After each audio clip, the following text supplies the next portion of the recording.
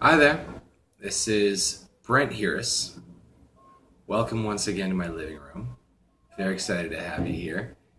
And today we're shooting a video on habit setting, which is also the subject of self-discipline, which is also the subject of how to choose what you should be doing every day, essentially, and how to make sure that you do it every day, how to get yourself to do it every day so that you can wake up 30 days or 90 days down the line and enjoy the fruits of your labor, to enjoy the long-term benefits of the good habit that you put in place, and hopefully keep it forever and ever, which is usually the spirit behind any New Year's resolution and the spirit behind any of our good attempts at becoming better versions of ourselves and evolving deliberately and growing deliberately. And if you're watching this, there's a very good chance that you have tried putting good habits in place, maybe with some success, but perhaps a lot of failure as well. I have certainly experienced my fair share of promising the world that I'm going to do something for the rest of my life and then falling off the wagon shortly after. And if you're also like me, you may have made several attempts and made so many attempts that it almost hurts to try again. And you may find yourself on the verge of giving up and just giving up on the idea entirely. And yet, I found it in my own experience and in my experience talking with other people that it doesn't actually seem possible to totally give up, because like if you have an idea of a habit that you want to put in place, like say going for a run every morning, and you've tried it and you failed and you try to give up, there's a certain effort involved in giving up and staying in a state of having given up, if that makes sense. So like, you'd say, oh, I give up, I'm never going to try running ever again. And then, a month later or a year later, you're still not happy with how you feel physically and how you look physically. And in the back of your mind, you're still kind of wondering if there's a possibility that you can look better and feel better in your body. And you may think that you may want to try again, but you're like, no, I've given up. And there's kind of like a friction there. So basically what I'm saying is, if you ever feel like you want to just give up on the idea of being totally physically well, and of course this applies to any other thing that you'd want to develop a habit in,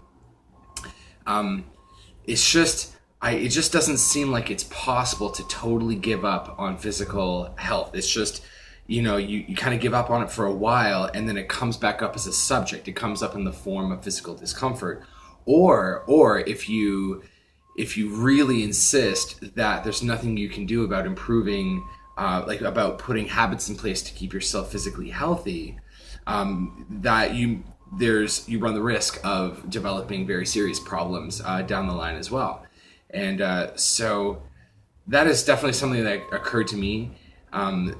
You may be aware, if you've been watching a couple of my videos already, that I'm filming this in 2017 right now, and I wanted this to be the year that I really got my shit in order, and I wanted this to be the year that I would exercise regularly and look good, and I'd have like 6-pack abs, which I don't yet, but check in with me later, maybe I will.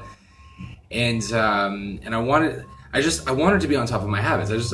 I wanted to be a grown up too, and I just wanted to just be in control of my life and be healthy and just be the best possible version of myself. And when 2017 rolled around, I was like, yeah, let's do it. Whatever it takes. Let's just do it. Let's get on top of it. And so if you're in a similar situation, then this video is for you.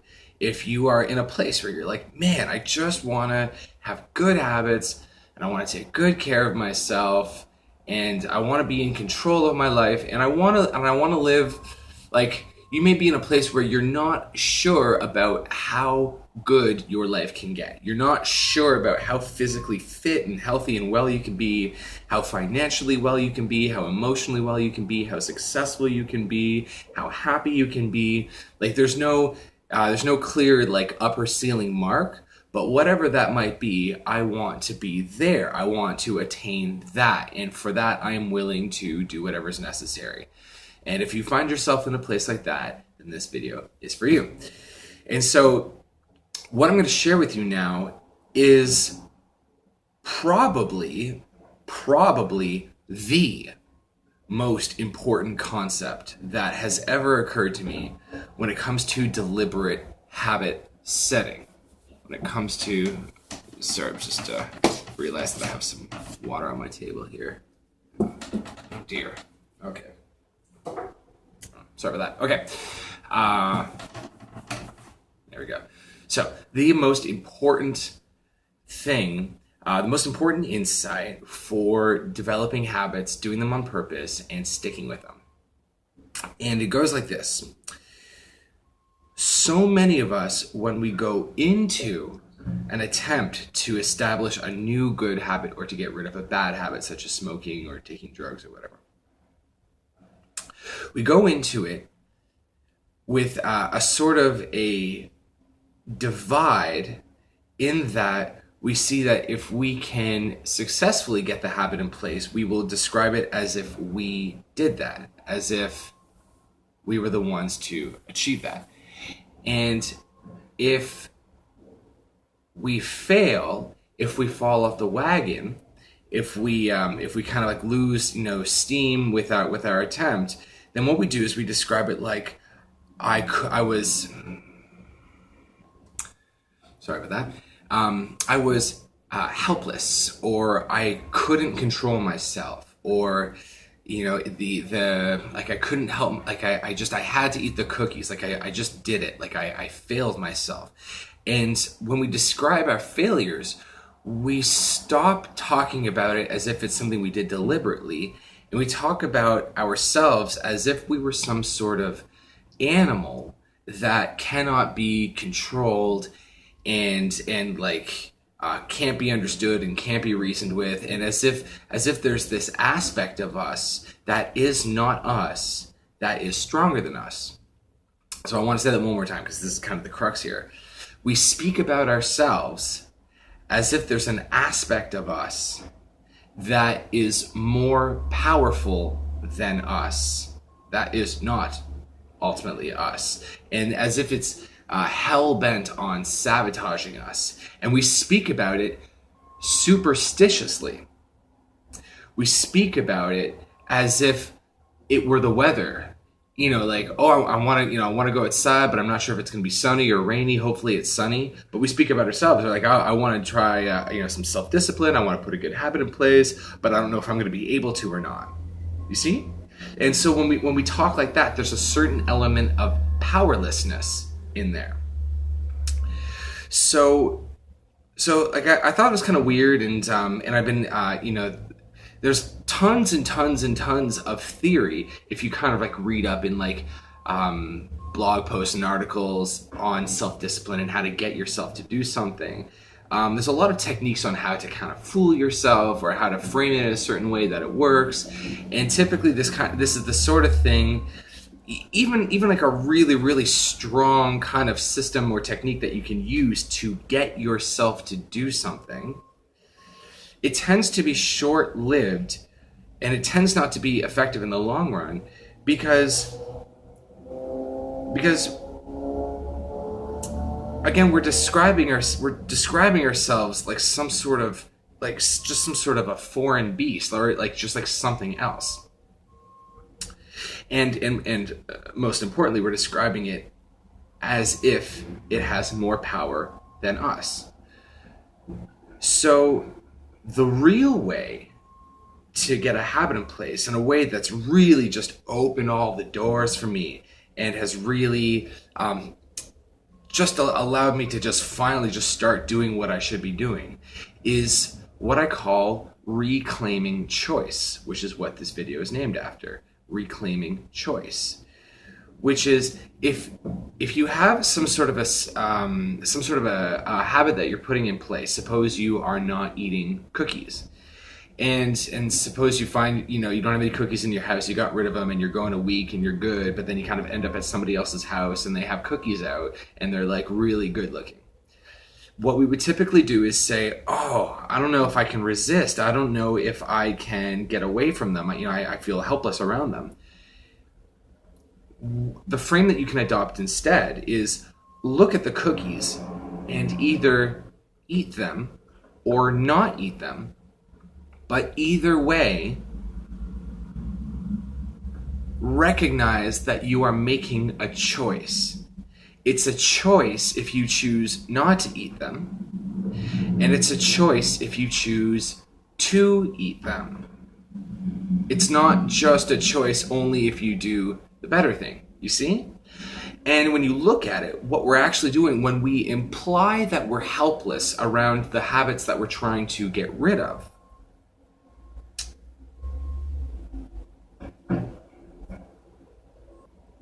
what that really is it's a mechanism to hold back a sense of guilt and a sense of shame that we can't handle. Because what happens is, when we set up a habit and we're like, oh, I'm going to turn my life around, and you're feeling all, hopeful and inspired and energetic. And then if you fail and you start doing the bad thing, it just feels really bad. It just feels guilty. It feels shame. It's like, what's wrong with me? It's just a really shitty, crappy emotional experience. And what we do with really, really good intentions is we set up a way of thinking so that we can not make it our fault.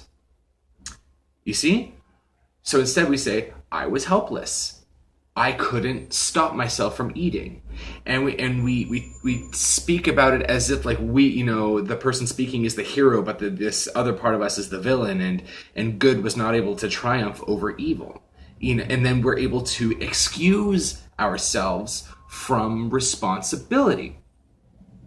But as long as we have that kind of divide, then we can never be responsible. And if we're never fully claiming responsibility for ourselves, how are we supposed to put habits in place? How are we supposed to deliberately choose what our eating habits are, or any other habit? So the essential ingredient in order to reclaim your power is to reclaim your sense of choice and call a spade, as it were. If you do something that you said you were not going to do, but you did it anyways, really recognize that you made a choice. You made a choice to do the bad thing, or you made a choice to do the good thing. And as long as you insist on speaking that way, then it's like there's more, you can feel the control. Like you reclaim the control. It's so much better to just say that you deliberately did what you were not supposed to do, because then now you have options, and now you can exercise your creativity. You can say, all right, well, when this situation comes again, when it comes around again, I will come up with a plan to avoid eating the cookie. So maybe like I'll have something else to eat instead, or maybe I'll drink a glass of water, or maybe I'll try a different strategy, or maybe I'll just double down on my effort to just not eat it, or whatever it is. But now the door is open for you to kind of play with it, to kind of figure out how you can approach each situation.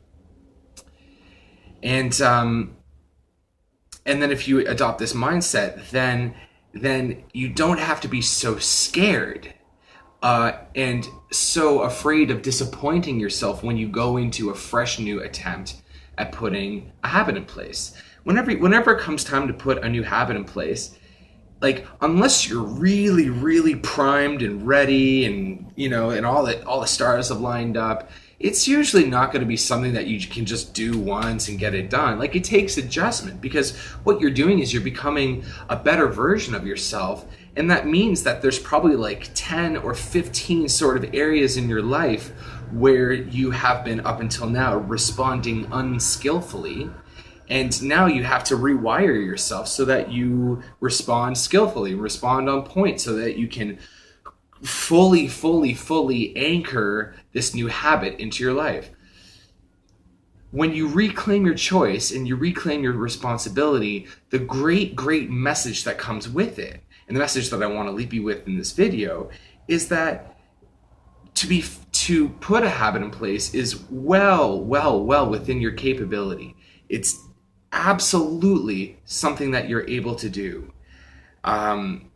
Especially if you've made up your mind that you're going to do it.